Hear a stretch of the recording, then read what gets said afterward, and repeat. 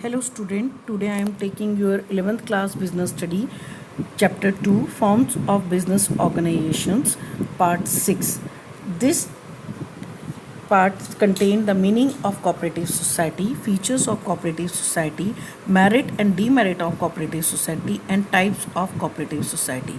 As you know, cooperative society is one of the form of the private business. Cooperative society is a voluntary association of persons of moderate means who unite together to protect and promote their common economic interest. यानी कि cooperative society एक voluntary association है जिसमें लोग मिलकर अपने interest को protect करने के लिए और अपने वेलफेयर के लिए काम करने के लिए इकोनॉमिक इंटरेस्ट के साथ जुड़ जाते हैं, उसे हम कहते हैं कोऑपरेटिव सोसाइटी। लेट्स सी, इस स्लाइड में मैंने आपको थोड़ी से और ज़्यादा फीचर्स कोऑपरेटिव सोसाइटी के बारे में बताया। फीचर्स या कॉमन बातें जो कोऑपरेटिव सोसाइटी के बारे में आपको पता होनी चाहिए वो देखते हैं। वो कौन कौन सी हैं? Cooperative society is the one of the famous business organization where the main focus is on the welfare of the society or the service motive to its member. Profit earning से हटकर यहाँ पर वेलफेयर और service motive को ज़्यादा priority दी जाती है ताकि इसके मेंबर्स को ज़्यादा से ज़्यादा बेनिफिट मिल सके। Is it clear? This society is mainly established to satisfy the basic need of common people and protect their interest from the exploitation. Generally ये सोसाइटी बनाई इसलिए जाती हैं ताकि कॉमन पीपल के जनरल इंटरेस्ट को प्रोटेक्ट किया जा सके। ठीक है, control of this cooperative society done by the cooperative society act 1912, यानी कि कोऑपरेटिव सोसाइटी एक्ट 1912 के अकॉर्डिंग कोऑपरेटिव सोसाइटी बनाई भी जाती हैं, मेंटेन भी की जाती हैं, चलाई भी जाती हैं, कंट्रोल भी की जाती हैं। ठीक है, in India Amul is the best example of a cooperative society which helpful for the green revolution of white revolution in the field of services. Is it clear? ठीक है, आपको जानते हैं अमूल कोई छोटा मोटा ब्रांड नहीं है जिसके बारे में आप नहीं जानते। अमूल एक कोऑपरेटिव सोसाइटी का बेस्ट एग्जाम्पल है। ठीक है, चलिए फीचर्स करते हैं। पहला फीचर लिया हमने वॉलेंट्री मेंबरशिप। कोऑपरेटिव सोसाइटी का फर्स्ट फीचर है वॉलेंट्री मेंबरशिप, यानी कि ये किसी के लिए भी कभी भी ओपन होती है, इसमें कोई भेदभाव नहीं किया जाता, कोई भी इसका मेंबर बन सकता है। बस शर्त यह है कि वो मेजर होना चाहिए, 18 साल से ऊपर का होना चाहिए। ठीक है, anyone can take its membership by paying a membership fee any time 24 over 12 months open है। ठीक है, इसलिए इसको वॉलेंट्री मेंबरशिप कहते हैं, कोई भी कभी भी इसकी मेंबरशिप खरीद सकता है। दूसरा फीचर है लीगल स्टेटस। अभी मैंने आपको बताया कि कोऑपरेटिव सोसाइटी एक्ट 1912 के अकॉर्डिंग चलती है, उसी के अकॉर्डिंग इसको रजिस्टर करना कंपलसरी होता है और उसी के एक्ट के अकॉर्डिंग ही ये फॉर्मेट होती है, मैनेज होती है, कंट्रोल होती है। तो इसकी अपनी एक सेपरेट लीगल एंटिटी है इसके मेंबर से, इसीलिए लंबे समय तक भी चलती है क्योंकि ये अपनी एक सेपरेट लीगल एग्जिस्टेंस लिए हुए हैं। Is it clear? चलिए थर्ड फीचर पे आते हैं। थर्ड फीचर है कंट्रोल्ड बाय इलेक्टेड बॉडी। जितनी भी कोऑपरेटिव सोसाइटी होती हैं उनको हम डेमोक्रेटिक सेटअप से चलाते हैं और डेमोक्रेटिक सेटअप से चलाने के लिए हम एक कमेटी जो है इलेक्ट करते हैं जो कि इस बिज़नेस को पूरा मेंटेन करती है, चलाती है, मैनेज करती है, कंट्रोल करती है। Is it clear? तो जितने भी मेंबर्स होते हैं उनमें से एक कमेटी बनाई जाती है, उन्हीं में से उस कमेटी के मेंबर्स को चुना जाता है, जो मेंबर्स मिलकर वॉलेंट्री फॉर्म में अपने एफर्ट्स देते हैं और डेमोक्रेटिक सेटअप से each person have one vote. इस पॉइंट ऑफ व्यू से मिल के सोसाइटी को चलाते हैं, मिल के डिसीजन लेते हैं, मिल के बिजनेस को रन करते हैं। अगला फीचर है लिमिटेड लायबिलिटी। ऑब्वियसली इसकी एग्जिस्टेंस मेंबर्स से अलग है, तो सभी मेंबर्स की लायबिलिटी भी क्या होती है? लिमिटेड, यानी कि उन्हें अनलिमिटेड लायबिलिटी की तरह अपनी पर्सनल प्रॉपर्टी से कोई देनदारी नहीं देनी होती फर्म की। ठीक है, जितना उन्होंने मेंबरशिप फ़ी पे किया है बस वही मेंबरशिप फ़ी उनकी लायबिलिटी होती है। अगर कल को कंपनी बंद भी हो रही हो, कोऑपरेटिव सोसाइटी बंद भी हो रही हो, तो उस केस में उनकी पर्सनल प्रॉपर्टी को कोई हार्म नहीं पहुंचता। Is it clear? अगला फीचर जो है वो है ईजी ऑफ फॉर्मेशन। बहुत ईजी है इसको फॉर्मेट करना। 10 मेजर पीपल, यानी कि वो 10 लोग जो कि 18 साल से ऊपर के हैं और सेम इंटरेस्ट रखते हैं, वो इसको फॉर्मेट कर सकते हैं। इसको बनाकर इसका रजिस्ट्रेशन का कोऑपरेटिव सोसाइटी एक्ट 1912 के अकॉर्डिंग करवा लें तो ये सोसाइटी बन के तैयार, और फिर बाद में आप इसकी मेंबरशिप फी बेचते रहिए और इसके मेंबर्स को बढ़ाते रहिए। अगला जो है फीचर वो है सर्विस मोटिव। ऑब्वियसली मैंने आपको बताया ये वॉलेंट्री ऑर्गेनाइजेशन है जिसका मेन पर्पस प्रॉफिट कमाना नहीं है, बल्कि क्या है, अपने मेंबर्स को सर्व करना, उनके वेलफेयर के लिए काम करना। तो इसके फीचर क्लियर हो गए बेटा। चलिए नेक्स्ट, मैरिट एंड लिमिटेशंस अब पढ़ते हैं जल्दी से। मैरिट क्या है कोऑपरेटिव सोसाइटी की? पहला मैरिट हम ले रहे हैं इजी ऑफ फॉर्मेशन, बहुत जल्दी फॉर्मेट हो जाता है। ठीक है, कोई भी 10 मेजर पीपल 18 साल से ऊपर के लोग मिलकर कॉमन इंटरेस्ट से इस सोसाइटी को फॉर्मेट करें और इसका रजिस्ट्रेशन 1912 के एक्ट के अकॉर्डिंग, कोऑपरेटिव सोसाइटी एक्ट 1912 के अकॉर्डिंग करवा लें तो ये सोसाइटी फॉर्मेट होगी। फिर बाद में आप इसके मेंबर्स बढ़ाते जाए, इसकी मेंबरशिप फी बेच के।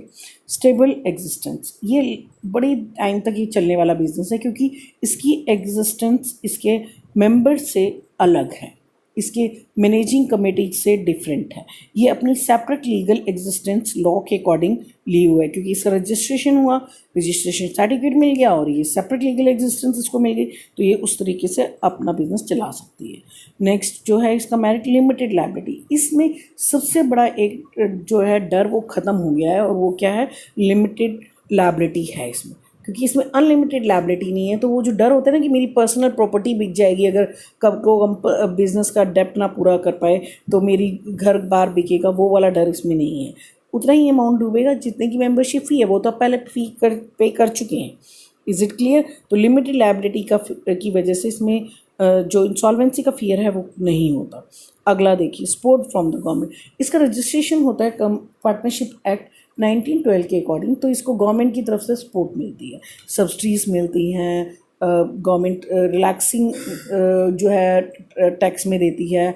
उसके अलावा आपका जो पैसा बिल है उसमें रिडक्शन हो जाता है, पानी और बिजली के बिल में, ट्रेनिंग वगैरह इजी देती है। तो गवर्नमेंट इसको कहीं ना कहीं सपोर्ट करती है क्योंकि गवर्नमेंट के लिए, हर स्टेट के लिए ऐसी सोसाइटी उसकी स्टेट का पैट्रोनेज होती है, यानी कि तारीफ का एक कारण बनती है। Is it clear? तो इसे गवर्नमेंट प्रोटेक्ट करती है। इकोनॉमिक इन ऑपरेशन, नेक्स्ट मेरिट है।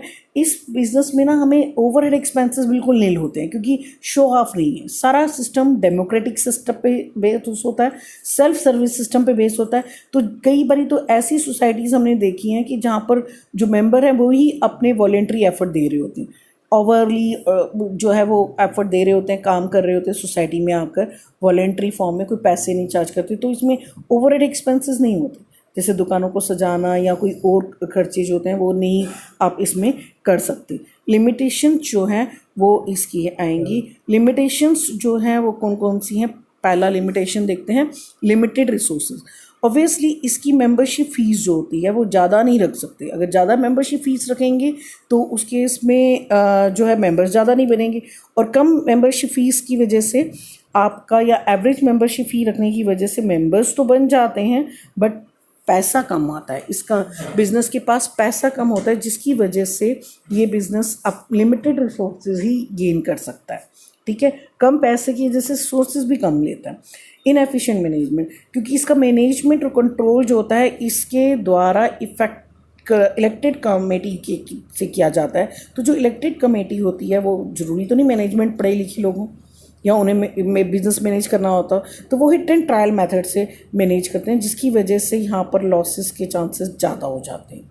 ठीक है, वो एक्सपीरियंस गेन करते हैं यहाँ पे आके, उन्हें नॉलेज कम है, तो इसलिए इनएफिशिएंसी यहाँ के मैनेजमेंट में दिखती है। Lack of secrecy, democratic setup से ये बिज़नेस चलाया जाता है, इसलिए मीटिंग में सब मिल के डिसीज़न लेते हैं। तो जब सबके सामने सब मिल के डिसीज़न लेंगे तो डिसीज़न में सीक्रेसी की नाम की तो कोई चीज़ है ही नहीं ना। कोई ऐसा सीक्रेट तो बनेगा ही नहीं, ओपनली हो जाएगा तो सीक्रेसी है ही नहीं यहाँ पे। गवर्नमेंट कंट्रोल, अब गवर्नमेंट इन्हें बहुत सारी हेल्प कर रही है, सब्सिडी दे रही है, किसी भी टैक्सेशन में रिलैक्सेशन दे रही है, सब तरीके की हेल्प कर रही है, तो गवर्नमेंट का ऑडिट इन पे बहुत रहता है। कभी भी सरप्राइज ऑडिट गवर्नमेंट कर सकती है, जिसकी वजह से ये जो सोसाइटीज़ होती हैं, ये जो बिज़नेस की फॉर्म है, ये गवर्नमेंट कंट्रोल के फेयर में ज़्यादा रहती है। और डिफरेंस ऑफ ओपिनियन कहने की बात होती है कि डेमोक्रेटिक सेटअप से हम चलाते हैं, पर अगर डेमोक्रेटिक सेटअप में ओपिनियन लोगों की नहीं मिली, मेंबर्स की ओपिनियन ना मिली, तो डिसीजन ही नहीं लिया जाएगा, और डिसीजन ना लिए जाने से आपको पता है अपॉर्चुनिटी हाथ से निकल जाएगी और लॉस ही होगा। तो ये इसकी लिमिटेशंस आपको ज़्यादा हम लोगों को फेस करनी पड़ती है। Is it clear? अब जो इस स्लाइड नेक्स्ट स्लाइड है उसमें हम देख रहे हैं कोऑपरेटिव सोसाइटी की टाइप्स। अलग अलग टाइप की सोसाइटीज़ हैं जो कि अलग अलग लोगों, ग्रुप ऑफ लोगों, पीपल्स के लिए या लोगों के लिए हेल्पफुल होती हैं। जैसे हमने देखा कंज्यूमर कोऑपरेटिव सोसाइटी, जो कंज्यूमर के वेलफेयर के लिए काम करती है। इसे कंज्यूमर, आप और मेरे जैसे कंज्यूमर मिलकर बना लेते हैं, और जनरली मोहल्लों में मिलती हैं हमें ये सोसाइटी, और कंज्यूमर प्रोडक्ट इसमें बेचे जाते हैं, जिससे कि मेंबर्स को वो प्रोडक्ट मेंबरशिप फॉर्म दिखाते हैं तो उसके हिसाब से सस्ते मिलते हैं, और जनरल पब्लिक को जिनके पास मेंबरशिप फॉर्म नहीं है उनको थोड़े मार्केट प्राइस पे मिल जाते हैं। तो इस तरीके से सोसाइटी चलती है। पर लोगों को ये विश्वास होता है कि इस सोसाइटी में जो भी मटेरियल उन्हें मिल रहा है, क्योंकि वो डायरेक्ट होल सेलर से ना लेके मैन्युफैक्चर से लेके आ रहे हैं, तो उस केस में अडल्ट्रेटेड सामान नहीं होगा, उनको प्योर चीज़ मिलेगी। फार्मर कोऑपरेटिव सोसाइटी, ऐसे छोटे छोटे फार्मर मिल के कोऑपरेटिव सोसाइटी बना लेते हैं और फार्मिंग इंस्ट्रूमेंट ले लेते हैं, आपका फर्टिलाइजर्स खरीद सकते हैं, सीड्स खरीद सकते हैं, पैदावार कर इकट्ठी एक जैसी कर सकते हैं, और उसके साथ साथ फिर एक जैसा अगर पैदावार होगा तो उसको बेच भी सकते हैं।